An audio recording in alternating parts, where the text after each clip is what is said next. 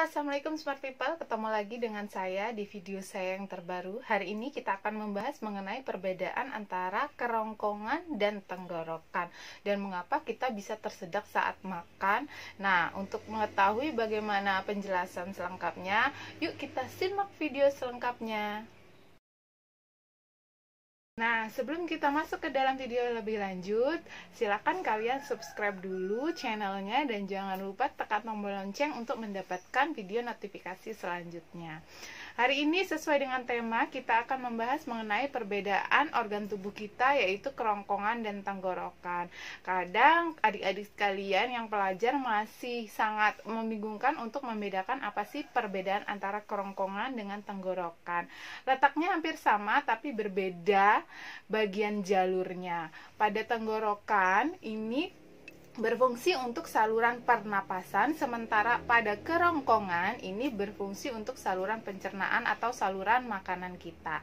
Jadi sangat berbeda ya, ketika tenggorokan kita ini hanya menyalurkan untuk udara, sementara kerongkongan menyalurkan makanan ke tubuh kita. Jadi jangan sampai terbalik. Sekali lagi, untuk tenggorokan ini adalah saluran pernapasan, sementara kerongkongan ini adalah saluran pencernaan. Nah, ini ada kaitannya dengan proses tersedak yang sering kita alami pada saat kita makan.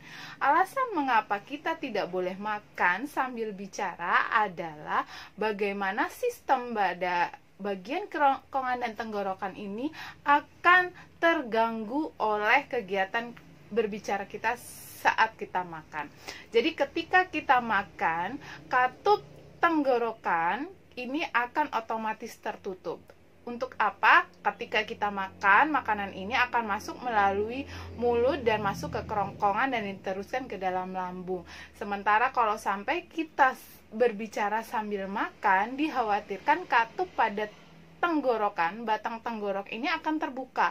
Nah, ketika katup batang tenggorok ini terbuka, makanan yang kita makan ini akan masuk ke jalur yang salah. Dikhawatirkan ketika makanan yang masuk ini yang seharusnya masuk ke kerongkongan, akhirnya dia masuk ke jalur tenggorokan. Nah, ketika dia masuk ke jalur tenggorokan, biasanya dia akan naik, bukan turun, dia naik ke bagian saluran pernapasan. Inilah yang menyebabkan ketika kita tersedak makanan, maka kita akan merasakan bagian hidung yang sedikit sakit dan penuh. Itu karena makanan yang kita makan yang seharusnya masuk ke bagian kerongkongan, masuk ke batang tenggorok atau bagian tenggorokan yang seharusnya untuk pernapasan.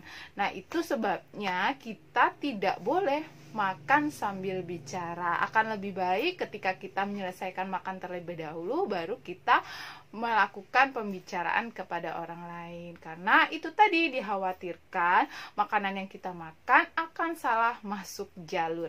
Seharusnya masuk jalur pencernaan kita, tapi karena letaknya berdekatan antara tenggorokan dan kerongkongan, dia akhirnya masuk ke bagian tenggorokan yang harusnya hanya untuk pernapasan kita. Nah, itu saja kira-kira, semoga dipahami.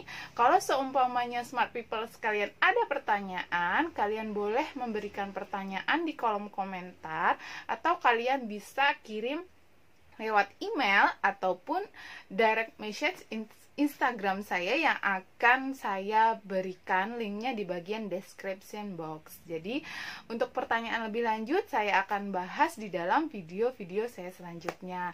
Nah, semoga itu bermanfaat. Cukup sekian dari saya akhiri. Assalamualaikum.